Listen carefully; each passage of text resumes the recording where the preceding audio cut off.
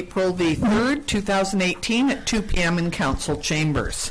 So I would like to, before we start the meeting, I would like to introduce one of our new planning department specialists, and that would be Francesca Sana, who's sitting in the audience with us.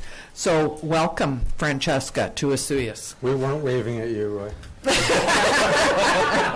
But it's nice to see you. And Francesca speaks French, which is perfect, just what we need now that we've had Ron Doucette retire. Anyway, welcome. So first is the adoption of some minutes, the Committee of the Whole minutes of March the 19th and the regular open minutes of March the 19th. Could we have, thank you, Councillor Rhodes, Councillor Campbell, all in favor. Thank you. We adopt those. Business arising from prior minutes. I don't think there's anything.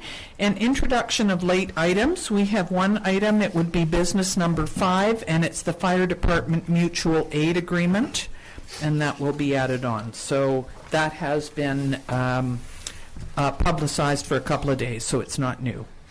So could we please have a motion to adopt the agenda as amended? Thank you. Councillor King, Councillor Rhodes, all in favor. Thank you. No delegations. So first up is water matters, and that will be Mr. Zackel. Thank you, Mayor McCorhoff. I'll just get to that right page. So we've got Water District Rates and Regulations Amendment Bylaw 1241.11 2018 coming before Council for recommendation of adoption. Town of Asuyas operates their rural water system under Water District Rates and Regulations Bylaw 1241. Each year the town's bylaws are reviewed, and when changes are required, they're brought forward as an amending bylaw to update the content and or fees and charges. Bylaw Amendment 1241.11 2018 received first 3 readings at the March 19th, 2018 regular meeting of Council. Schedule A, B, and E have been amended to reflect a $13.45 increase to water user fees for domestic use, with a 3.4% increase to the other water district user fees. The 2018 rate for domestic use is $408.97. The proposed water district rates were discussed at the December 14th, 2017 meeting and were included in the January 18th and February 22nd, 2018 follow-up budget meetings with Council's direction to bring the bylaw forward. The increase in rates is expected to raise an additional $18,500 in revenues. Funding available for all water capital projects are $546,525. This is up from $469,335 in 2017. The 2018 water capital projects include the water supply main, Gyro Park to Starlight Inn, radio SCADA upgrades, SCADA computer replacement, well 8 pump replacement, twinning phase 1 for contract 3, and twinning for meter installation.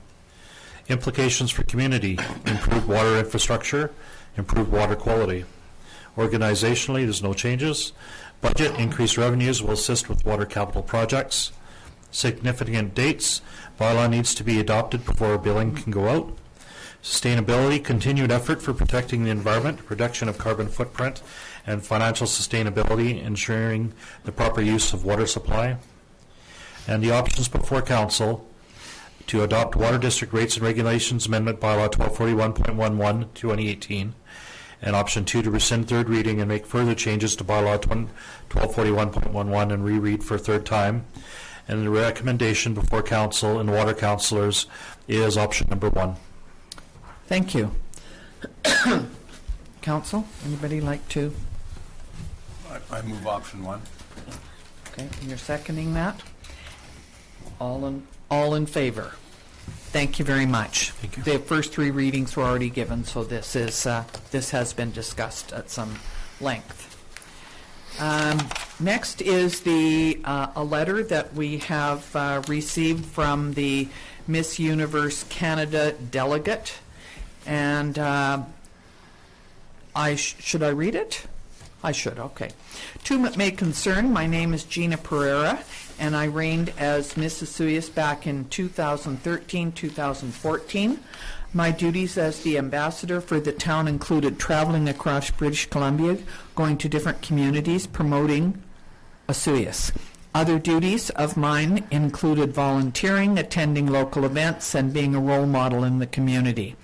During my time as Queen, I gained life skills such as public speaking, organization skills, time management, and how to interact with different people from all over. From my experience with the Miss Asuyas pageant, I have decided to run for Miss Universe Canada, where I will be competing against over 50 other girls. The winner of Miss Universe Canada pageant will be representing Canada at the Miss Universe pageant in the fall. I was chosen to be one of the 31 representatives in Western Canada, and now I need the help of our town to go to Toronto. I am looking for sponsors who are willing to donate. The donations will help me with my travel costs, training, accommodations, and other costs for the pageant. If you have any questions or if you would like to sponsor me, you can contact me at her number, and that's from Gina Pereira. Councillor Campbell. Thank you, Mayor McCora. Do we know what she's looking for as far as an amount and what she's received already from any other organizations? I don't believe we know that. No, we don't. Could we possibly reach out in response to the letter to acquire that information?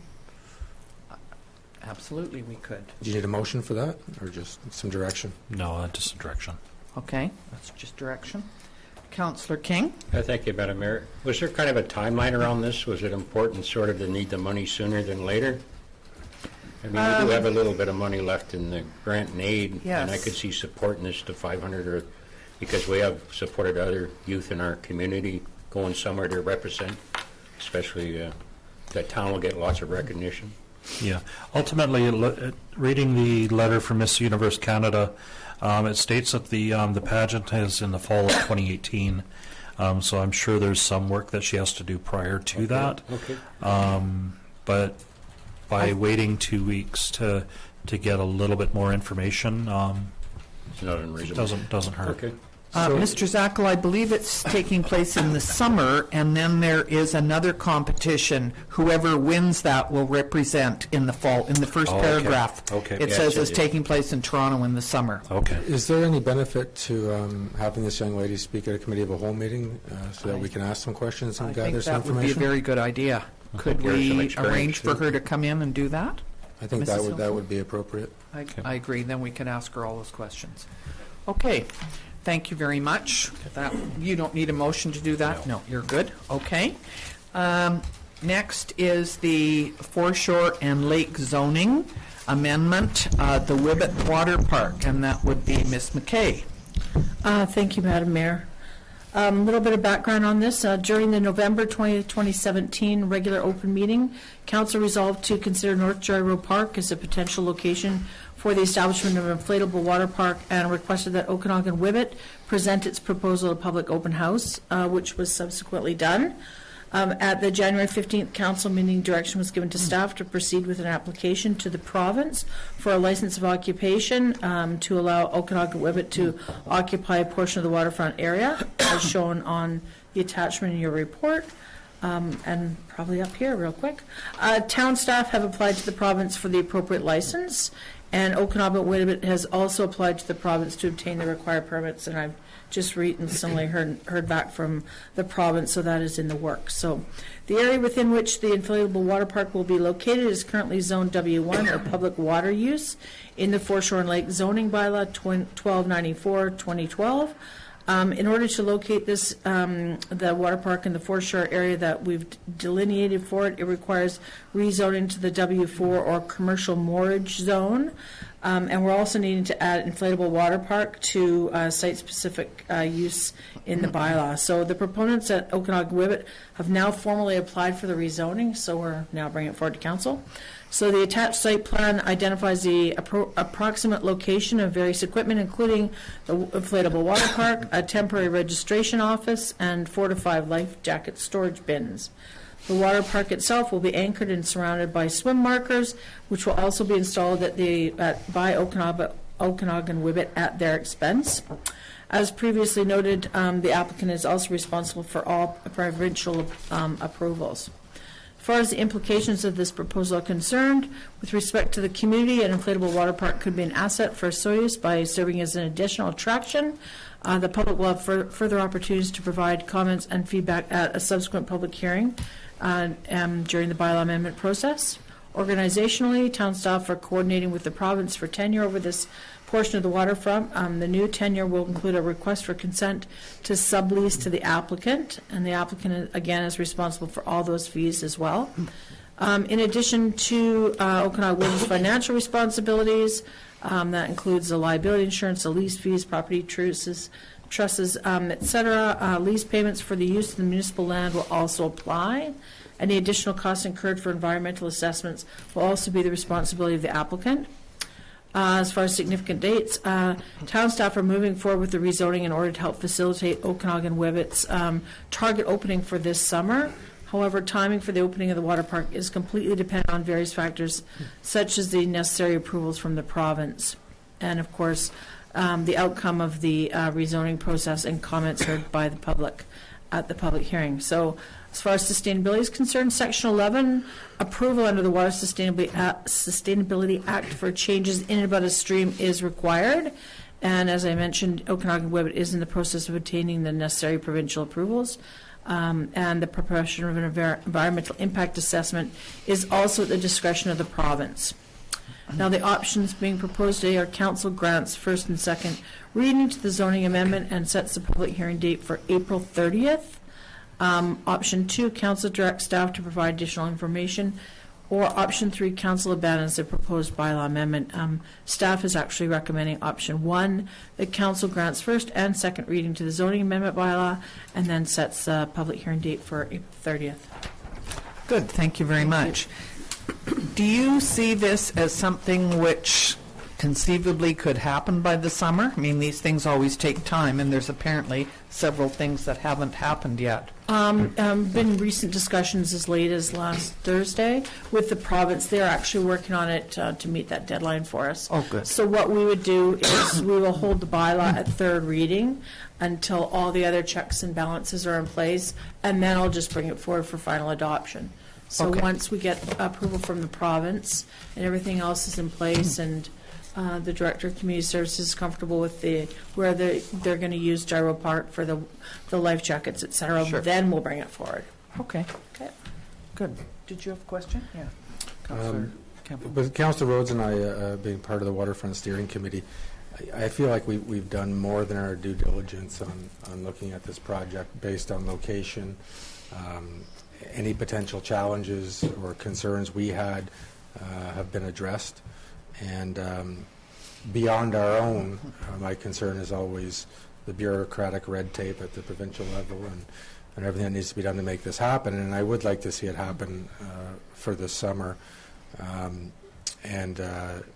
So I'm speaking in favor of the option, but I think Councillor Rhodes had something he wanted to say as well. So No, go ahead. I was just going to make the motion.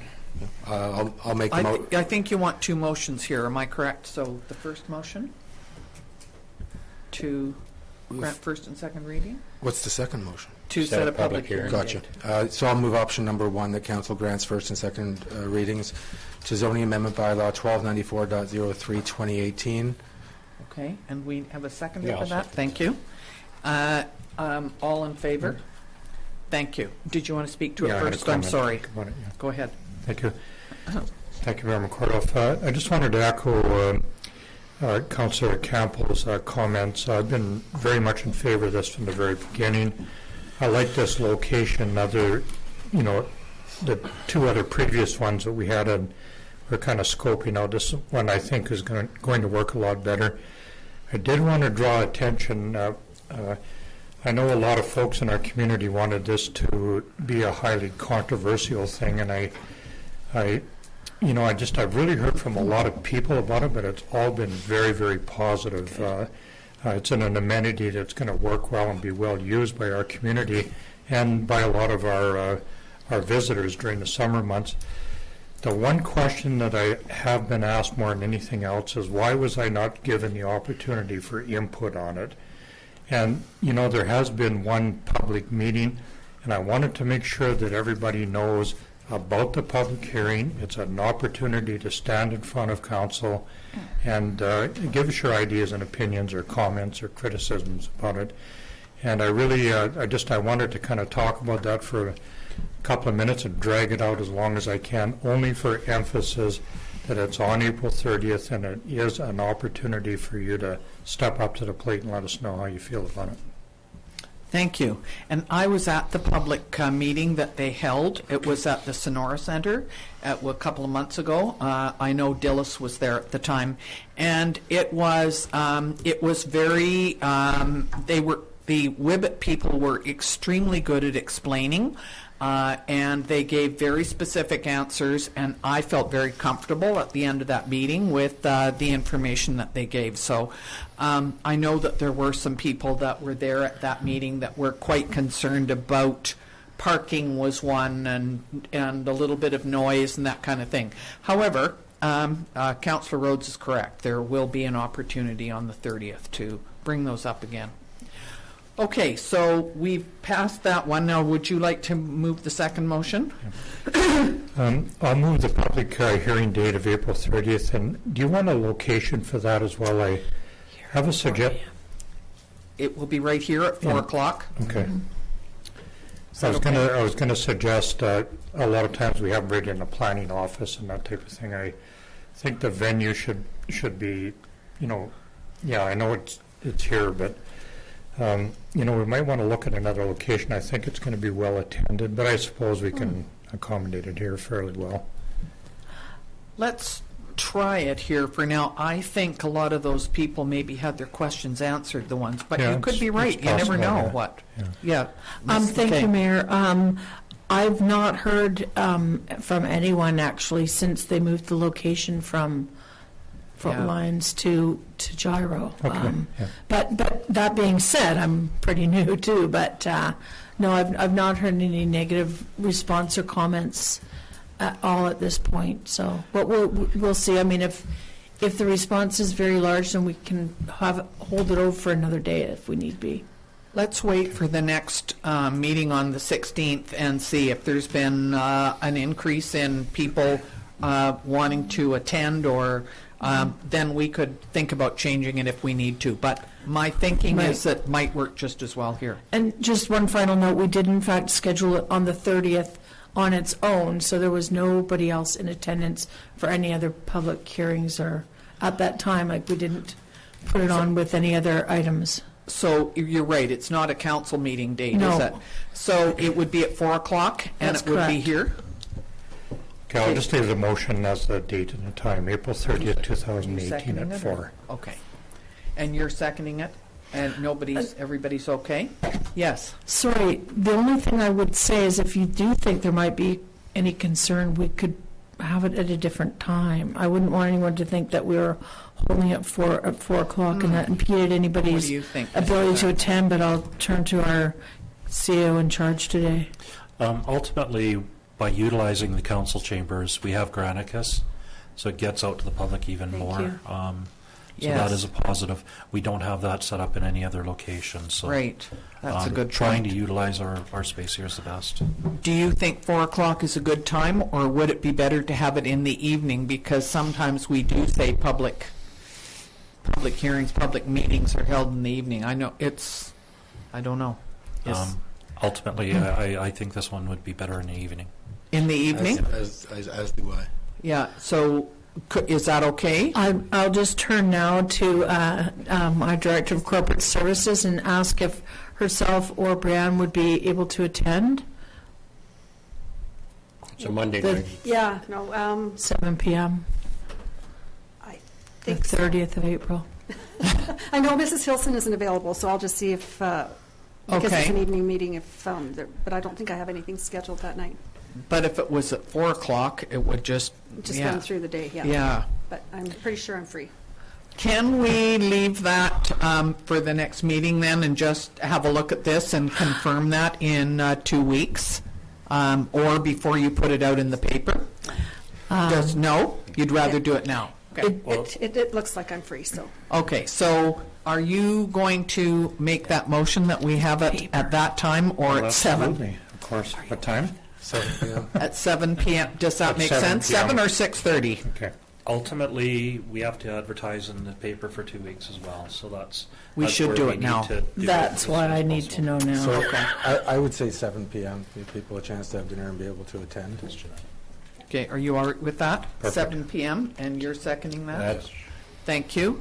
So the motion is that we have the public meeting on April 30th at 7 p.m. in council chambers. Okay, all in favor? Thank you very much. Thank you. make sure to send out a calendar entry. Who's going out of town? No. Next is the housing agreement. Mr. Zach. Thank you.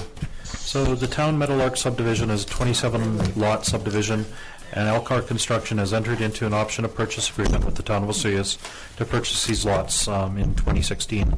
From the 27 lots, 4 were designated to be as near-market housing lots. Currently, 44% of the lots have been purchased to date, and under Bylaw 1328 and Amendment 1328.01, lots 3 and 16 were registered as near-market housing lots. Mr. Buckendall, also known as Elcar Construction, has made a request to transfer the near-market housing covenant that was originally set up on Lot 3 to Lot 14. Bylaw 1340-2018 is being brought forward for council to make these changes. Mr. Buckendall is currently in the process of purchasing Lot 14, and the town is in receipt of the full amount of the funds required for purchasing the said lot. Once this purchase is finalized, we'll have a total of 48% of the lots sold. Once the new bylaw is adopted, the restrictive covenant would be removed from Lot 3 and placed on Lot 14.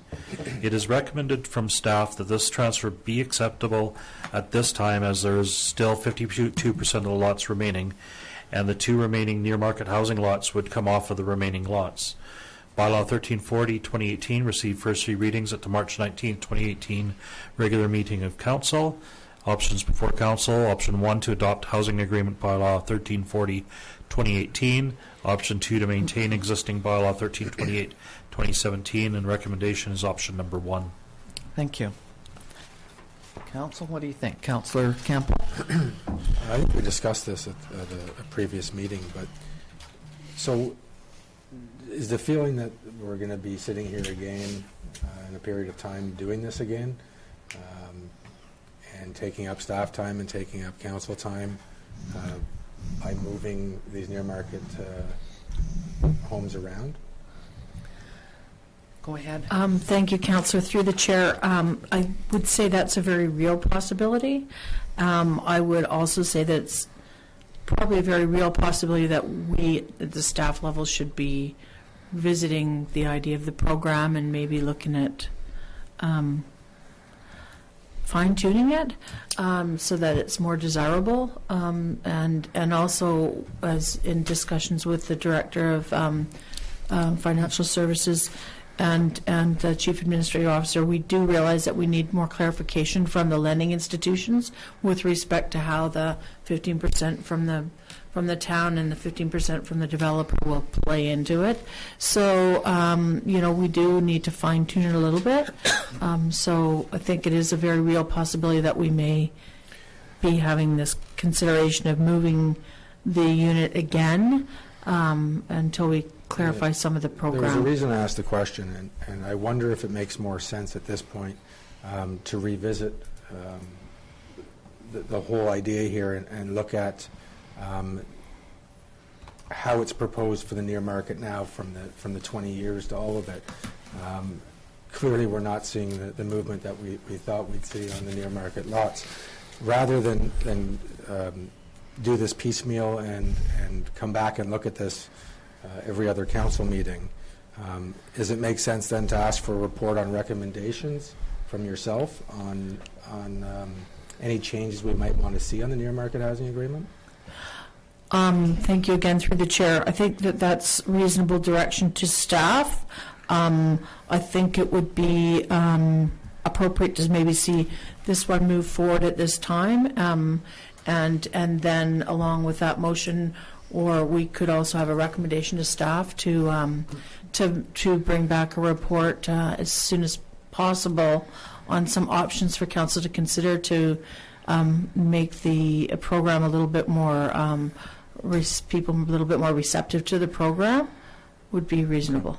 I mean, I was initially, I had my hand up to make a motion, but I think there's more conversation based on what we've discussed already, so if anybody else wanted to speak. Go ahead. Thank you, Member Kordoff. I have a question and a comment. Am I correct in assuming that we're going to change, we're being asked to change this bylaw on a lot that is not yet sold? No, basically, all of the sale documents have been signed. It's being held until this bylaw is adopted. Money's already in hand for the lot. So it's just a matter of due process to, we can't remove the covenant off of a piece of property until the bylaw is changed, and we can't put the covenant onto the other piece of property until the bylaw is adopted. You're aware of my hesitation to ask rhetorical questions, but I'd like to ask it again. What is the motivation for doing this? I'm wondering if we could do that and make that information public. I think it has some relevance to the request. Thank you, Councillor Rhodes, again through the chair. The motivation is that there's a sale pending on this particular lot, and I think it's also one of the larger two garage units. Council members will remember we did get a chance to view some of the lots, and so this is on one of the, I think it's one of the two car garage parcels, and we'd like to move that covenant, the housing agreement, to one of the smaller units. We think it's also they're the more affordable units just because they're smaller. So I think it's a reasonable request for this particular unit. Although, again, I support Council's suggestion that we bring forward a report that discusses some other options to make the program a little bit more attractive. Thank you. Councillor. One additional thing that was discussed on the previous meeting was any further requests for change would be at the cost of the developer. Yes. So, I mean, that was made apparent, and that would be made apparent to the developer as well. I thought we had passed that. That was a motion that we did pass. Yes. Yep. So, So I in mean, fact, that anything discussion else? Yep. that discussion had taken place. So. Yeah. Councillor Rhodes.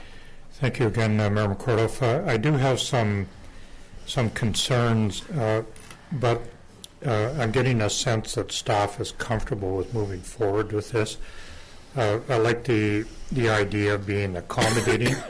You would not get that same opinion out of me if we had to do this again and again and again in future deals.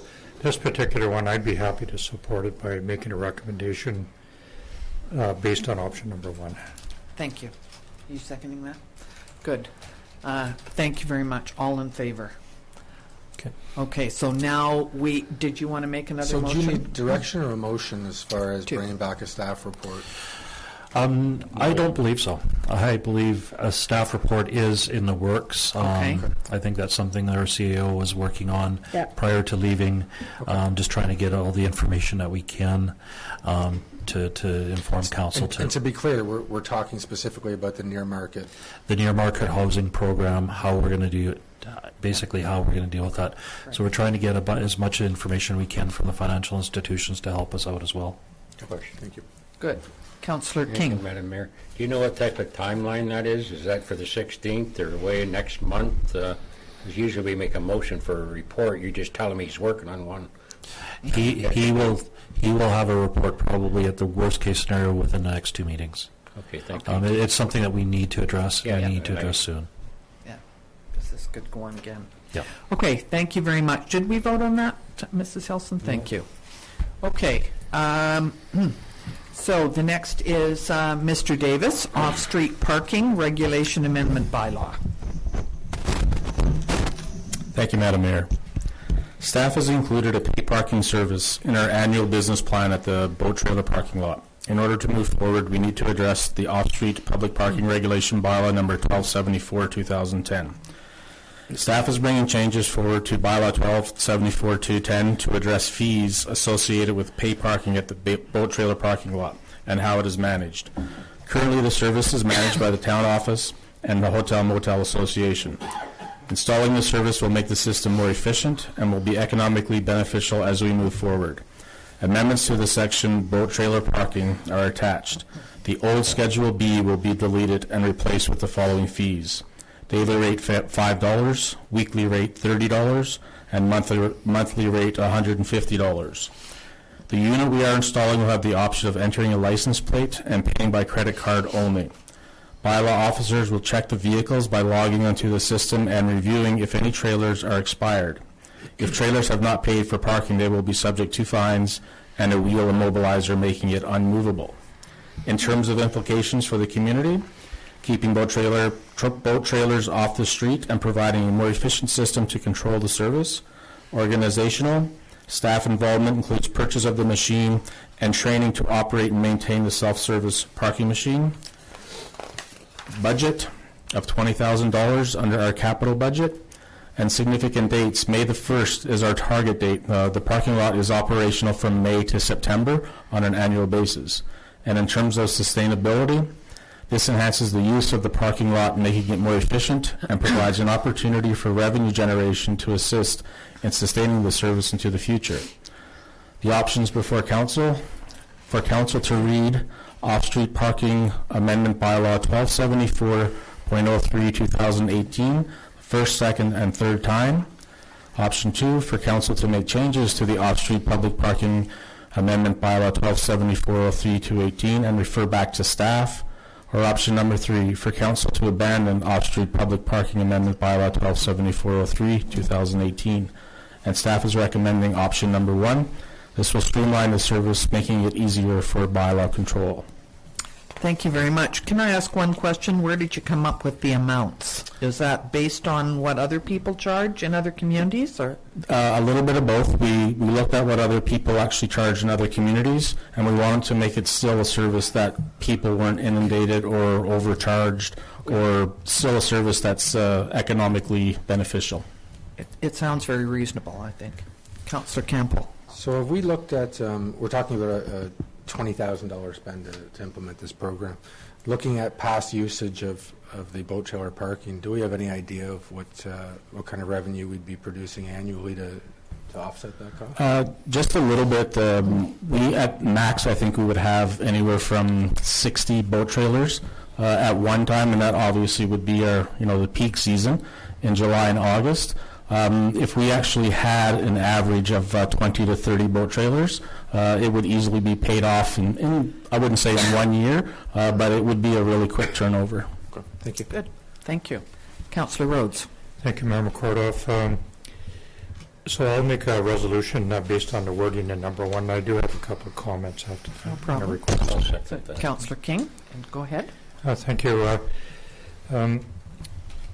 When we first opened up those lots, we had some difficulty with non-boat trailers using it, basically because it was free, and we sent our bylaw people out there who had to crawl around on their hands and knees to record license plates and that kind of thing, and I can see this alleviating and almost eliminating it. But there is a perception that when you pull into a paid lot that it's your right to park in there. And I'm wondering if we could make boat trailer parking only more visible at the entrance to discourage people pulling in there with large RVs, like fifth wheels and recreation vehicles and that kind of thing. I know we all know about it, many of the residents do, but a lot of our visitors perhaps might just think, well, there's a great place to park for $5 a day. And we did have a few real difficulties where people were setting up patios and putting their chairs out there, and a couple were living in there. And I know it sounds kind of funny, but I mean that's exactly the way it was, and we'd really try to avoid that. And I think some maybe a slight improvement in the sign thing. I don't know what you'd put on it, but just to really emphasize that it is there for boat trailers. Mostly without boats on them and that type of thing. And also, I think I got it clear in my mind. If I'm asking a dumb question, you can go ahead and say so. We have 2 entrances in there with a fence in between them. Have we changed that, or what is our plan to to accommodate that? So we're actually going to put the or the actual unit in between the two fences where it's a common fence and have an opening in that area. So when people do drive in either side, they'll have access to that machine. We were talking about putting it at the entrance, but we couldn't do that. And all we really have to do to address that is to make an opening, and either side can use that. So it'll be a kiosk type place? That is correct. Yeah. Good. Good. So we moved and seconded that. All in favor? Thank you very much. Animal control and licensing amendment bylaw. Mrs. Hilson. Animal control and license bylaw number 1316 was adopted in 2016. This amendment bylaw is to make the impoundment fee for licensed dogs the same as MTI fines for dogs at large. Currently, there are 2 different rates for each, and staff are recommending the same charges for both to ensure consistency. Schedule D impound fees are being replaced and updated in the Animal Control and Licensing Bylaw, number 316. Implications, only for significant dates, consideration, adoption at the April 16th regular open meeting. And options, the Animal Control and Licensing Amendment Bylaw number 131601, 2018, be read a first, second, and third time. That Animal Control and Licensing Amendment Bylaw number 131601, 2018, be referred back to staff for changes. And number 3, that Animal Control and Licensing Amendment Bylaw 131601 be abandoned. And staff are recommending option 1, that council reads Animal Control Bylaw, Control and Licensing Amendment Bylaw number 131601 for the first, second, and third time. Thank you. Councillor King? Yeah, I'll make a motion on number 1, then I have a question. Absolutely. Somebody else going to second it? Thank you. Go ahead. I guess when you look at the fees you're proposing, there's no real comparison of what we had charged previous years, or is this all new numbers now? I think everything. What we did is there was a fee that we had put under the municipal ticketing bylaw for dog at large, and then we had an impound fee under our animal control bylaw, and they were both different, and it was hard for interpretation-wise as to what we were going to charge somebody if their dog was found at large or impounded, like what really was the difference. So what we did is we took the higher of the two and we just split it up and made it I think it's $50? The $50, 50, yes. 100 and 150, and then going up $50 for each and every other time after that when they are found at large or impounded. Is there also a fee to get your dog out of the compound? That is the fee. That is the fee, yes. And then there's another $7 a day maintenance fee for feeding and looking after them. And how long can I leave my dog there? It's 72 hours, and then we try to adopt it out or take the dog to the SPCA. Are you thinking about using it for boarding your dog? Well, I think people are looking at that. Okay. It's not a very good puppy location for No. How about for what? So anybody else have anything to, okay, so it's been moved and seconded. All in favor? Thank you very much. And next is the municipal ticket information amendment bylaw. Mrs. Hilson. Animal Control and License Bylaw number 1316, 2016 was adopted in 2016. This amendment bylaw is to make the MTI fines for dogs at large the same as the impoundment fee, which is changed in the Animal Control and Licensing Bylaw. Currently, there are 2 different rates for each, and staff are recommending the same charges be for both bylaws to ensure consistency. As well, the town of Osoyoos adopted the Cemetery Bylaw number 1337, 2017 in January of 2018. This amendment bylaw also updates the MTI bylaw schedule to be able to charge the appropriate fines for violations in the cemetery. The town of Osoyoos is updating the off-street parking regulation bylaw number 1274, 2010 to allow for the use of self-serve ticket dispensing in the boat trailer parking lot. The MTI bylaw schedule needs to be updated to allow to ticket users who fail to pay parking fees and to remove the parking without a permit offense.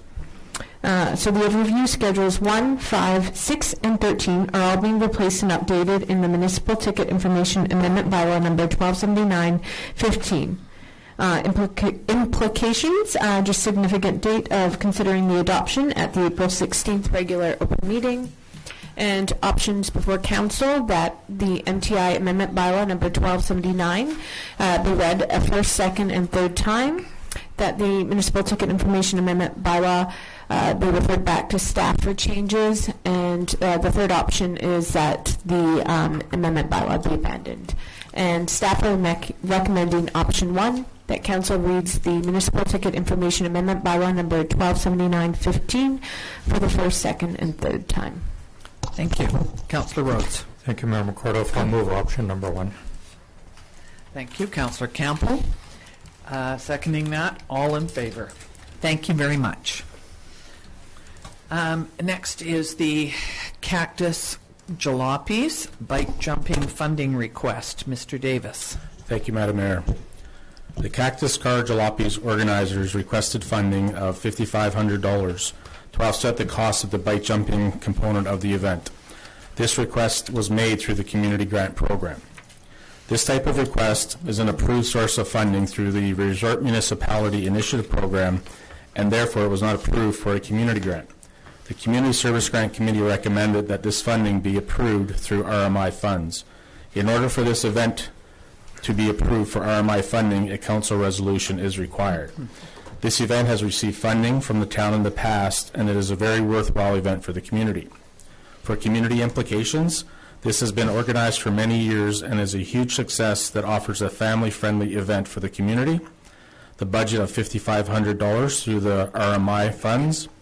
Significant dates, the event is scheduled for June the 9th of this year. And sustainability.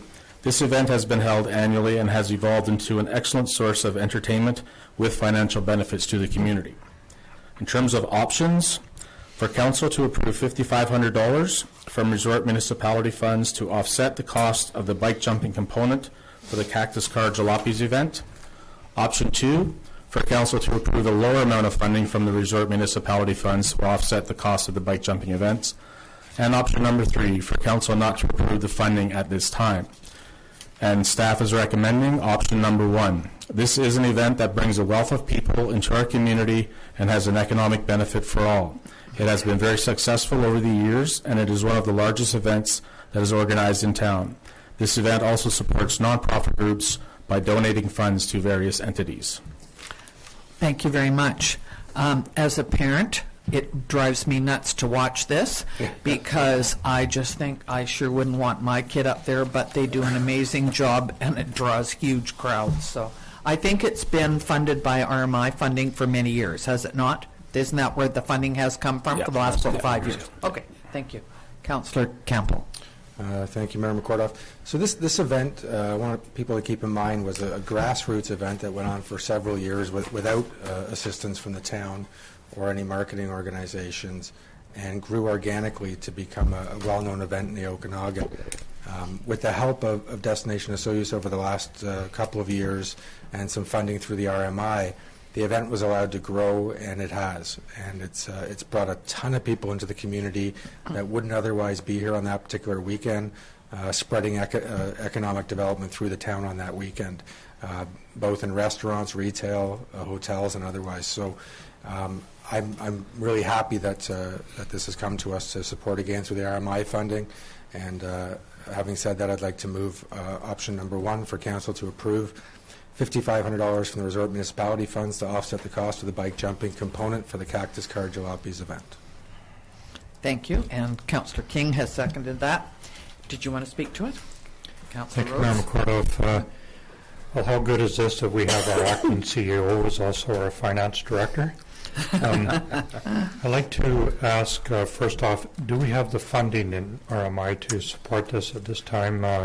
I know we have a number of projects that have been drawing that down lately, and I just want to make sure that the funding is there. And I'm also wondering if you could comment on the insurance aspect of it. This is like so many events. It's a great event. It's lots of fun, great entertainment until something happens. And I'm wondering if you could just reassure me about the insurance aspect of it. Okay.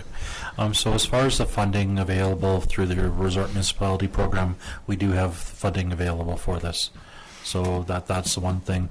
As far as insurance, I believe they have to get in the event insurance, don't they? That is correct. They do have insurance, and in the past, I know it had come from these funds, and I think the biggest proponent would be that.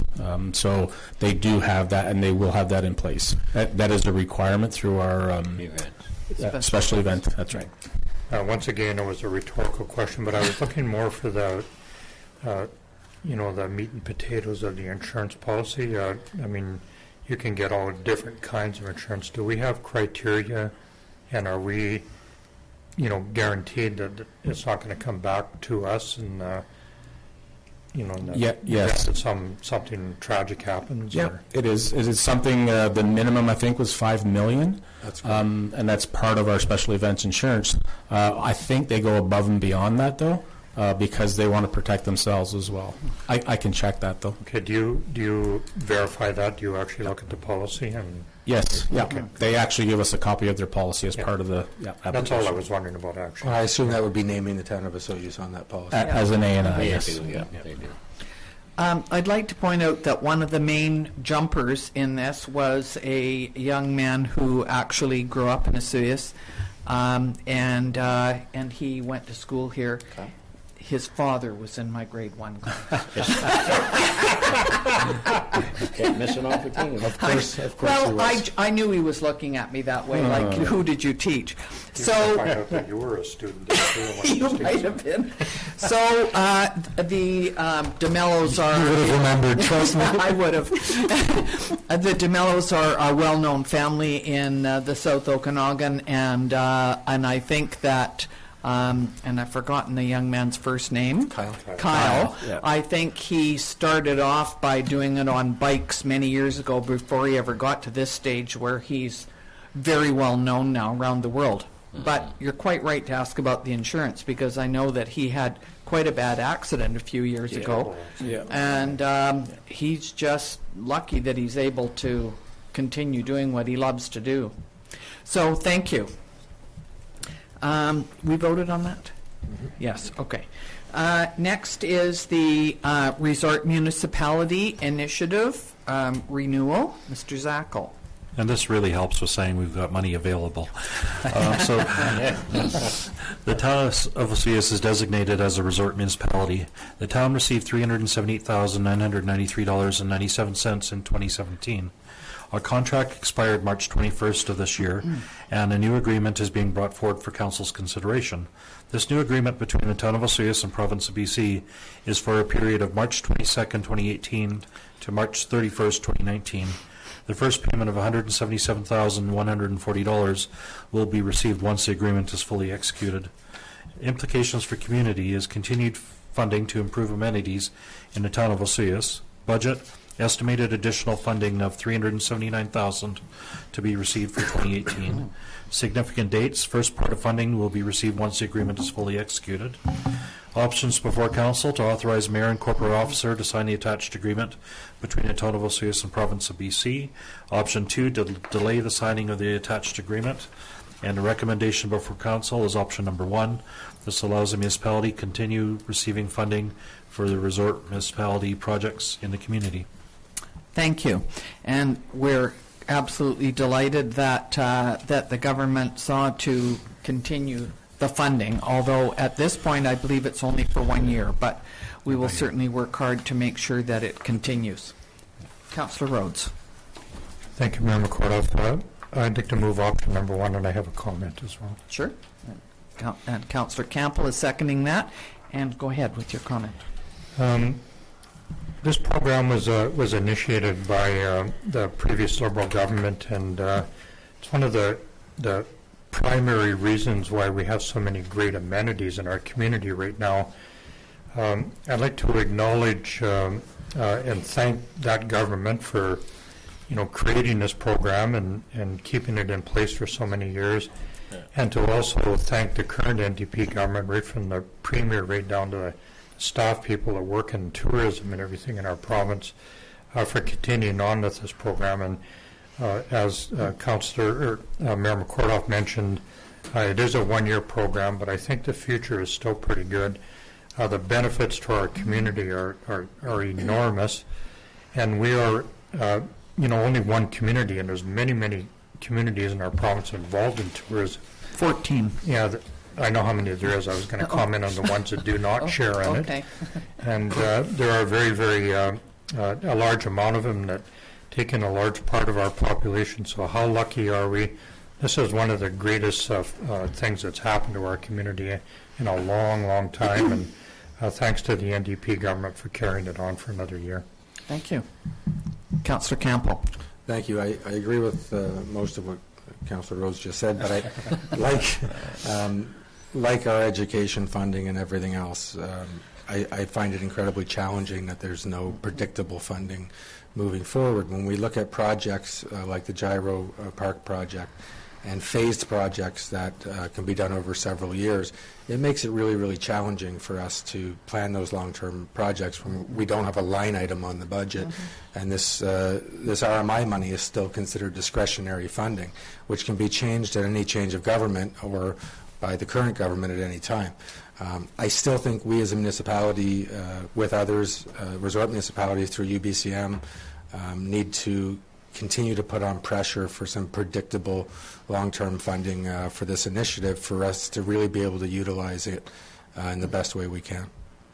Thank you. Believe me, that will be happening. That continues to happen. Yeah. So, all in favor of option 1? Thank you very much. Regional transit expansion. That would be Ms. Van Vienen. Fire Department. Oh, pardon me, I've skipped one. Fire Department. Ms. Van Vienen, you can do this one too. Thank you. The town of Oliver and the town of Osoyoos both have training facilities for their firefighters. Both have different types of training facilities that offer a variety of training opportunities. Both fire departments have requested use of each other's facilities for training purposes. The attached agreement formalizes the use of the facilities by each fire department, outlining their responsibilities and the need for to be responsible for their own liability. It also clarifies that any damage done to the visiting fire department by the visiting fire department is the responsibility of that municipality to repair. The agreement is indefinite with notice of 6 months required for termination by either party. Implications for the community, well-trained fire department members, nothing organizationally, nothing budget, and no significant dates. Under sustainability, ensuring the firefighters are trained on a regular basis to provide the best service possible to the community. Options: 1, that the fire department training facilities use agreement be approved and that the signatories be authorized to sign the agreement. 2, that the fire department training facilities use agreement be sent back to staff for changes. Or 3, that council not approve the fire department training facilities use agreement, and staff recommend option 1. Thank you. Councillor Campbell. Thank you, Mayor McCormick. This is one of the few reports that really does fall under no-brainer. When we look at the challenges we have with wildfires, it's always an effort that includes all the surrounding municipalities, and to have that consistent training with all of them, to have that same knowledge and same level of development and training, I mean, it makes a ton of sense. So having said that, I'd like to move that the fire department training facility use agreement be approved and that the signatories be authorized to sign the agreement. Thank you. Councillor King has seconded that motion. All in favor? Thank you very much. Now we'll let you go on to the regional transit. Thank you. In April 2015, BC Transit completed a 25-year transit future plan. This plan was developed in consultation with many community groups and stakeholders. One of the top 3 expansion requests to come from this engagement exercise was an interregional connection from Penticton to Kelowna. Currently, the South Okanagan Transit System only has 1 trip per week to Kelowna, being on Mondays. Due to this trip to Kelowna, only 1 trip is made to Penticton on Mondays, whereas the rest of the week, Tuesday through Friday, the bus travels from Osoyoos to Penticton twice a day. A working group consisting of representatives from BC Transit, City of Penticton, District of Summerland, and the towns of Oliver and Osoyoos had discussions about commencing the interregional service with an implementation date of September 2019. Seeing as a Penticton to Kelowna transit service would benefit the districts of Peachland and West Kelowna, they have been engaged to determine if shared funding might be available from those municipalities. The total cost of the service would be $156,688 and would be distributed amongst the RDOS municipalities and electoral areas as shown in the schedule below. I won't read it all, but for Oseas, the requisition would be $13,080 or 8.35% of the total amount for a cost of $2.49 per average household. The cost allocations are based on the value of assessment of land and improvements for each area. If the District of Peachland and District of West Kelowna wish to participate in this regional service, they would also pay a portion of the $156,688, thereby reducing the amounts to be contributed shown above.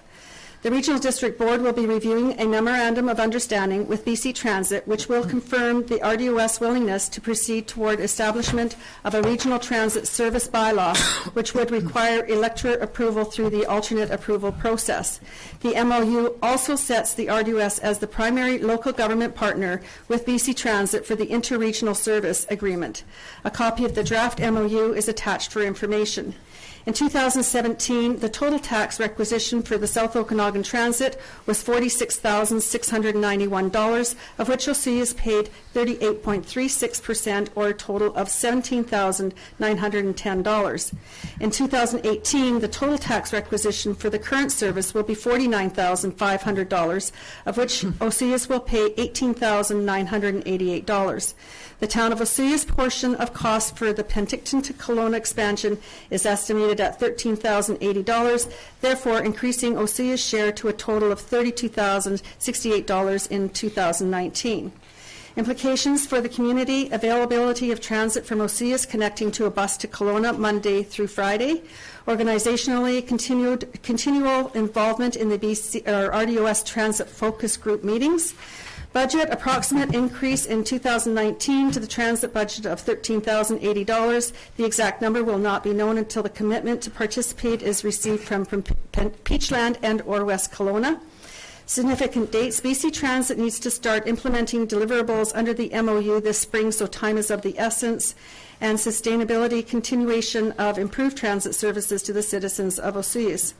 Options: 1, that Council support the RDOS implementation of an interregional transit connection between Penticton and Kelowna. 2, that Council does not support the RDOS implementing an interregional transit connection between Penticton and Kelowna, and staff recommend option 1. Thank you very much. Councillor Campbell? So I know there's some sort of explanation on the allocation, but why? Can you help me understand a little better why SOUs would be paying almost double what Oliver would be paying? The assessment, right? I believe it's based on assessment. So, Partly, Okay. yeah. Yeah. And also it's the distance, because Oseas people go further. Yeah, we're at the end of the line. I hear you. It's 20 minutes further, but Same as I Princeton. like the program for sure. Yeah. I don't know. That's a positive. From policing to now transit and everything else, it just seems like we pay the lion's share Yeah. compared to our neighbors, and I don't quite. It's hard to wrap my head around that. Did you want to speak to that? before? So it is based on the value of assessment of land and improvements for each area. So it was based on those assessed values. So, I mean, I guess those other areas have lesser assessment value. That's an odd way to formulate this, I would think. Is you look at population base, you look at all sorts of things when you break down funding to several partners. yeah. There's a number. Pardon me? There's a number of ways of trying to rationalize how we recover from the different locations. Assessment is one of them. Mm-hmm. Unfortunately, as they go through the processes, and the RDOS is building on this, most of their cost sharing is based on assessment as well, if I believe. Simple way of doing it. Okay. You're right. Councillor Rhodes? Thank you, Member Kordoff. So I was the beneficiary of listening to the pictures from BC Transit at the last RDOS meeting. There was a profound amount of questions about the viability of this that was brought up from the various communities. The simplest way to look at this is that riders will be able to kind of marshal and gather in the Penticton area and be able to travel to Kelowna more frequently. And I see the big beneficiary of this being the city of Penticton more than anybody else. I too have some concerns about the differential between Oliver and Osoyoos. I get it. I understand the formula. I think it's taking the easy way out. It's all about ridership, and we need to know whether we're going to be using that service in our community or not. And it's like that movie, whatever it was, Let's Build It and They'll Use It, or whatever it was, the term. Field of Dreams? Yeah, Field of Dreams, yeah, thank you. If you're writing to the 20-minute comment to Oliver, is substantially quicker if you're writing with Councillor Campbell, of course, but that's a whole other story. But he takes digs at me all the time, and I couldn't resist it. So probably more along the lines of 10 minutes. But ridership is a big concern for me. I have to say that I have not heard one person say that our service that we have now is inadequate. I know that it's not much, but we are a very, very small community at the end of the line. And I have some serious concerns about the costing of it and that differential as well. And don't get me wrong, I'm not blaming Oliver. This has nothing to do with Oliver. It has to do with the differential between the two. Mr. Zackel. The nice thing about it is we aren't the end of the line. We're the beginning of the line. And when this bus starts every day, it starts from the town of Osoyoos. So the majority of the bus is filled from our Osoyoos residents. And as it's been going up, the discussions that were had when I was there was the municipalities, as it's going up, are having a difficult time getting on because our residents are utilizing it to its fullest, which is a true benefit for us. Coming back, I can't answer that. But going up, it's always been, it starts here, and it's always been reported as the bus is fairly significantly full, leaving Osoyoos. Good, thank you. Councillor King. Thank you, Madam Mayor. Yeah, I support this going forward. Anytime you can move people better, it's definitely a plus for our residents. And for them to have an opportunity to go to Kelowna more often than one day a week is a big plus in my eyes. It doesn't make sense us paying 60% or 80% more than Oliver, but if that's the easiest way to do an assessment, it's valid. So yeah, I support this. Councillor Rhodes. Thank you again, Mayor McCarty. Well, you'll appreciate my desire to argue about anything that I can. It's important to understand that there also is a beginning place in Princeton as well, and the main collection point for all riders will be in the city of Penticton. It's also important that this is a huge investment for BC Transit. This is not all about us approving it and then suddenly it's going to happen. This is a multi-million-dollar investment in specialized buses and repairs and insurance and all the other things that go on. And we want to make sure that we're going to be able to provide ridership. I agree with everything. If there's people on the bus and benefiting from it, it's the greatest thing in the world. But, to speak badly of BC Transit is very trendy nowadays, and there are some good reasons for speaking badly of BC Transit in some of the decision that they make. This is a huge investment. If it doesn't work out and people are not riding on those buses, then we're going to get asked to bump up that amount substantially to support any potential losses that there might be in it. And that was one of the main concerns at the regional district as well, and something that I'm very concerned about. I'd just like to say first, and I'll give you the floor in a minute.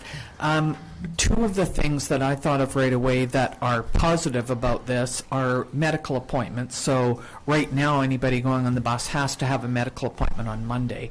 And the other thing is there's Okanagan College and UBCO, and I have a feeling that it might attract some students on a daily basis if it's 5 days a week now. So I think while there definitely are some concerns, I can see some positives to this as well. Councillor Campbell. Okay, I just wanted to sort of add on to what Councillor Rhodes discussed and Mr. Zackel. I won't go into an epic rant because I don't want to see any editorials coming days. Your point to if economically this becomes a challenge and all these municipalities having to step up, just reinforces my initial concern of us paying the percentage we're paying compared to municipalities with the same or very similar populations means that formula would be the same in those situations. To Mr. Zackel's, what you had said regarding, or somebody had said that it's starting in a Soyuz, I'd like to better understand that too, in the sense that, as the mayor pointed out, people might use this to get to college and things like that. Will there be challenges returning? And what's that going to look like from people in Kelowna trying to get here at that time? So I've got a lot of concerns around this, but the biggest one is the funding model. I'm not sure how a value of assessment of land is the best way to look at this funding model of ridership on public transit. I don't really see the connection there. And it's not a competitive thing with Oliver, but we essentially are looking at the same population of people. If we're talking about doctor's appointments, similar demographics as far as those needs go. It just, for some reason, irks me that we'd be paying pretty much double what they're paying. I get it. I certainly understand. I do believe if you are going up there to Kelowna and coming back, that you can, it's not just whoever happens to be in line first. I believe you can phone and reserve a spot. So I think so, because certainly that was a concern up in Caledon, that if somebody had phoned and said, I would like to be on that bus, then the bus would pull in there and pick them up. If they hadn't heard from anybody, they didn't always go in. Now, that could have changed, but that was a concern. So I think that maybe we need to get this started, and I'm not sure how long this goes on. Is it a 5-year, or is it, do you know, and if there is a problem after a year, can it be looked at again? Well, right now, it's still RDOS working with BC Transit. So what they're looking for is whether we're going to be supportive of this service, this additional service. Just for Council's information, in the past, I don't know how many years, this is the funding formula we have used for just South Okanagan Transit Service. So it's the same funding formula that we've used over the last several years that they're using here, except that they're including Penticton and Summerland into the mix. So and some other electoral areas. So as far as I know, that BC Transit has to commit at some point this year for that funding for the service the regional service to take place in 2019. And so they are the ones that are needing to get this support from us as soon as possible to take it to the regional board for the final agreement of that bylaw. So I would expect that if it comes back, it's going to need assent of some sort, whether it's from the separate local governments or... Yeah. And I believe that Ms. Van Vianen has been on this committee looking at this for many years and talking with the other municipalities and trying to come up with a game plan for everybody. Sorry, Mr. Zackel? No, and that's true. The other thing is Interior Health also contributes towards this service because the ridership is going for doctor's appointments and that. They are paying a significant amount of the costs for the service. And I think that's also why the rates are what they are for the riderships. Okay. Thank you. Councillor King? Yeah, thank you, Mayor. Just to help answer your question, if you're a handy-dart participant, you can make reservations. But as a person like myself, I can't make a reservation. Unless you're making a medical appointment, then you can make the reservation on the bus for a medical appointment, yes. No, it's okay. I didn't know that. Yes. Okay. Thank you. Yeah. Thank you. My understanding is that it's going to be a scheduled service. Yeah. Part of their development in the future would be to add scheduled bus stop types of things in communities that people would be able to go to. Picking up at private residences, I don't think it was an option. It was No. one of the things that was not brought forward with it. So I know we have a motion on floor. I'm wondering, so we're going to... Do we? Yes, we do. We have a motion, option one. I think Councillor King brought it forward already. No. so- You made a motion? Yep. Nobody had seconded it yet. Oh. Are He said he you, supported it. I didn't hear a motion. well, he supported option one is what I heard. So I'm wondering if we could protest the formula. It seems to be something that's, I would support that. right now, we're going to say we're going to buy into this, but could we ask the regional district to be more proactive and look at that differential in the two communities? Does population base make more sense for something? I believe that the Yeah, assessment yeah. base is how they deal with all of their transit within the RDOS. So what you're asking is something that really should be going forward to an RDOS board meeting. Wouldn't somebody with higher assessments, I mean, houses and land worth more, be less likely to be used public transit?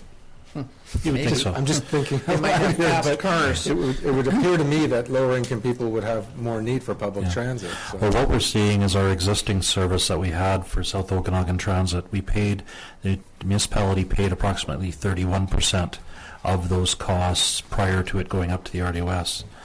What's happened since the RDOS has taken it on and it's getting to expand to Kelowna is our portion of these increased costs are no longer at 31% of the increase in cost, but at 8% or 8.5% of those increased costs.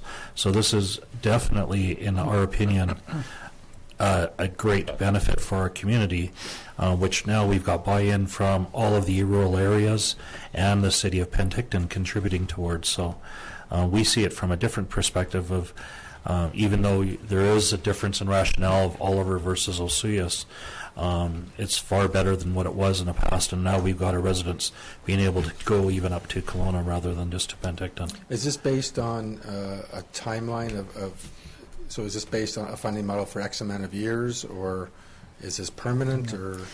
Well, the funding amount will be, the formula will remain depending on what the value of land and Each year. improvements is for each community. It also, this could go down if Peachland and West Kelowna support this service and they want to contribute to the service going into from Penticton to Kelowna.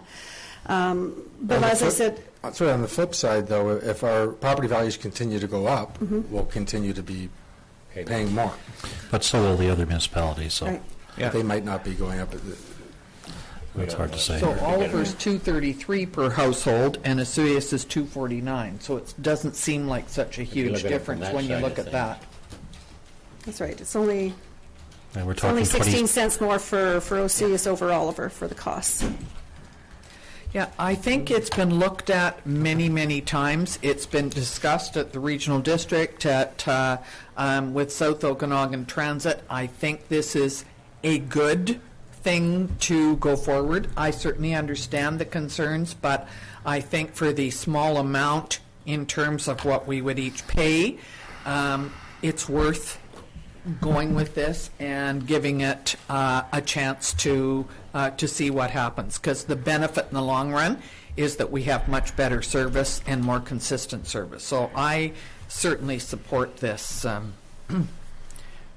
this expansion. I'll stop arguing. Okay, thank you. So we have it moved by Councillor King. Is there anybody going to second it? I will second it. Anybody else want to discuss? Yes. Only to mention that this is a unique new service. It's something that's brand new. The investment in this service is enormous. It's profound and large, and we don't know what that is. When that question was asked, we were not able to supply that information, but several buses will be bought, bus barns will be built, and maintenance and ongoing costs will be enormous on this. And If we don't put ridership in there, it's just a waste of money, really. But having said that, I think I'm prepared to support it. Should I do this now quickly? All in favor? Thank you. I'm not sure it's on the agenda for the RDOS this week, but I will certainly. It was at last meeting. I know, you were at that one. We'll see. So, thank you very much. Next is the Fire Department Mutual Aid Agreement, and that would be Mr. Zackel. Okay. The town of Vesuvius has had a mutual aid agreement for the fire department services with the RDOS fire departments for several years. The agreement allows each local government to request resources from other fire departments for large-scale events. The most recent mutual aid agreement between the RDOS and other local governments for firefighting services was signed December 22nd, 2012, and was for a 5-year term. The RDOS is recommending that the attached agreement be for a period of 2 years only, in order that a stakeholder input, participation, feedback, and review can be undertaken. The agreement before council is similar to the previous agreement with no major changes. The date of the term has remained blank, but will not be for more than 2 years. So implications for communities, access to mutual aid services of other fire departments in a large-scale event. Significant dates, RDOS staff would like to take this to the next board meeting. Sustainability, continuation of firefighting services to the town of Vesuvius and area. Options before council, that council has no objections to the proposed mutual aid agreement for fire protection and authorizes the town signatories to sign the agreement. Option 2, that council does not agree with the proposed mutual aid agreement. And Option 3, that council directs staff to obtain further information and report back to council. And staff is recommending option 1 at this time. Having the this mutual aid agreement in place protects our municipality as well as the other jurisdictions in case of unforeseen circumstances. Thank you. We've seen this work over the years, haven't we, where, large fires have happened and everybody seems to assist one another to help. Councillor Rhodes? I'll move option number 1 as it's worded. And we've had it seconded. Councillor Campo, all in favor. Thank you very much. No notice of motion, so we will look at general net payroll and Sunbow Arena financial accounts. And as of April the 3rd, 2018, we have in general accounts $581,250.76.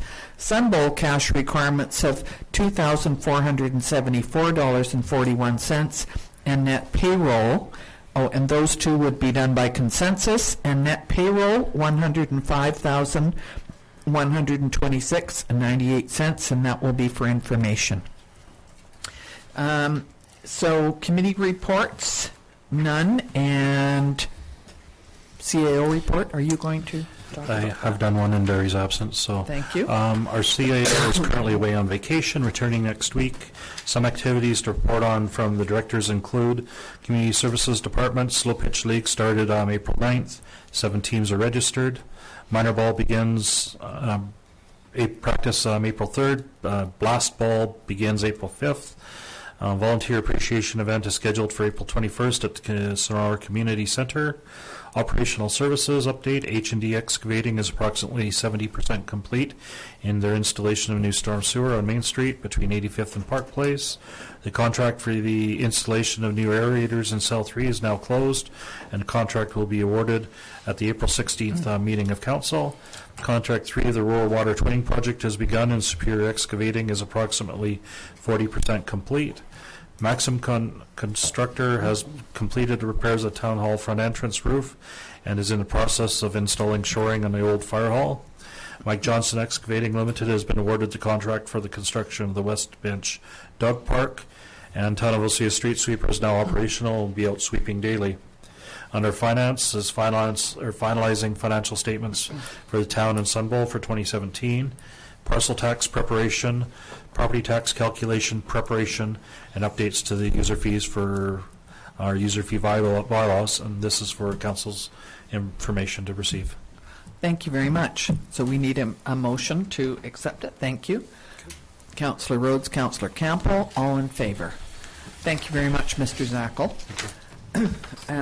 And so we have council reports, and Councillor Campbell, you're first. Thank you, Mayor McCordoff. So I want to thank the Coyotes for another great season, Randy, Ken, and all the staff that support the arena and the team. We fell short a little bit in the postseason, but it was a very entertaining season. Also, again, I have to say this every year, blown away by the Easter events that took place this past weekend. All the volunteers, all the town staff, Batter Boy over here to my right, and everybody that helped. Sorry, he was a pancake guy. Yeah, so I should clarify that. And everybody that made that happen for our little community that, again, puts on big events. So kudos to everybody for that.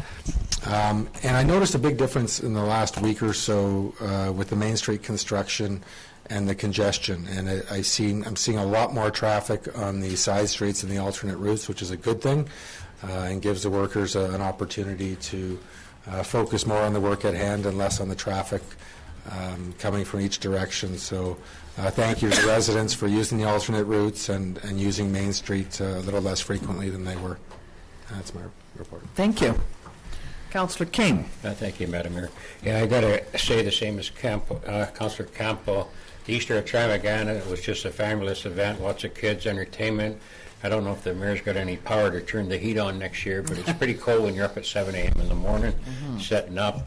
The Coyotes, you can't say enough about them, and the amount of action they give the community and the people that support it is just great. Also attended Destination Osoyo's Economic Development Committee meeting to discuss the projects they're going to move forward with this year. So, thank you. Thank you. Councillor Rhodes. Councillor Youngberg is on holiday. That's why she's not here today. Thank you, Member Kordoff.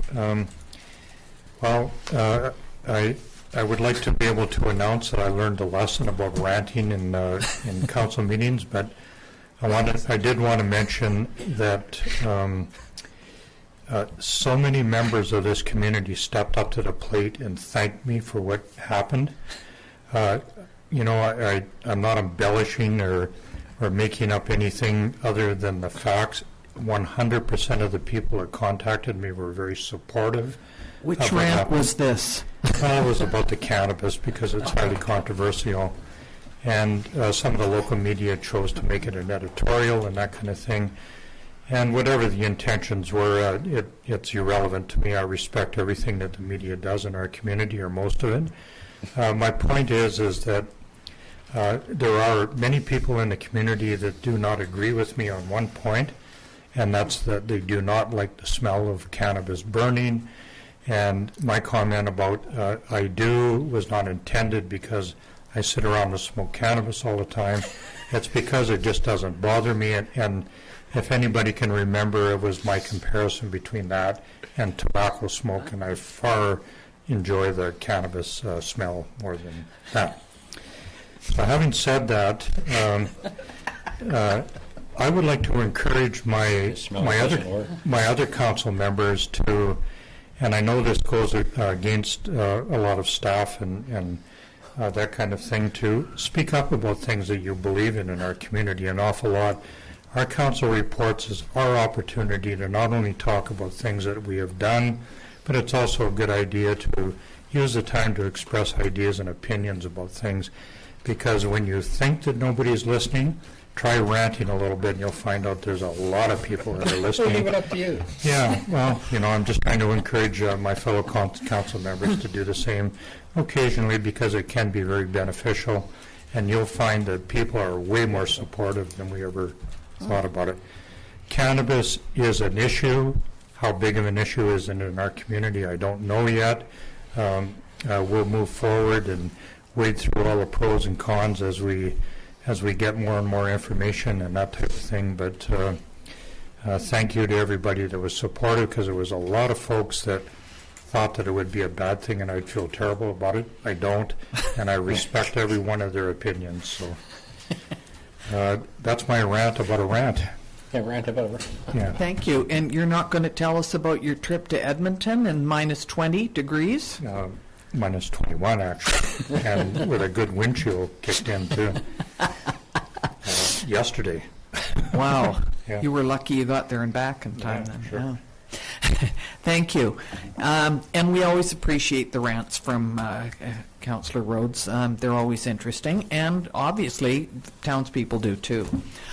I'm just going to say a little bit more about Easter Extravaganza. It was an amazing event. Not often is it held in March, so usually when it's held in April it tends to be slightly warmer. All of the people that were out with their hats, coats, gloves, and everything else, thank you. An amazing group of volunteers, as usual, because we're very lucky in this town to have so many great volunteers, from the Rotary Club setting up to make pancakes. And I heard from a few people that the pancakes were cold, and it wasn't because the Rotary hadn't done a good job. It's just that they got cold on the plate before they got them eaten. So we shouldn't blame Batter Boy? No. All right. He did a good job. And I'd just like to thank the Osoyoos Festival Society, Shirley and Ken and Nancy and Darlene and Neil did an amazing job of picking up all of the props that were needed, setting them all up early in the morning, cleaning them all up after, and the many people who came out to not only volunteer to help, but they also, like the Kiwanis, who did the bike and trike, and they sold daffodils because, of course, it's daffodil month in April. So there were lots of people. I know that when I went home just after afternoon, when we sort of wound things down, it shouldn't have been till 1 o'clock, but everybody was frozen. I had some hot soup and got into bed with a hot water bottle. And I'm sure that there are a few other people that likely did the same thing, because while we were dressed warmly, it was just a cool day. And Friday, when Osoyoos was the hotspot in Canada, and I understand it was also the hotspot on Sunday, but Saturday was a little cooler. So I just want to thank everybody. The volunteers in this town are absolutely amazing, and please keep in mind that the Volunteer Appreciation Luncheon is on April the 21st. And that's all. Could I have a motion to adjourn the meeting, please? Councillor King, Councillor Campbell, all in favor. Thank you very much, everybody. Are we taking 5? Yes.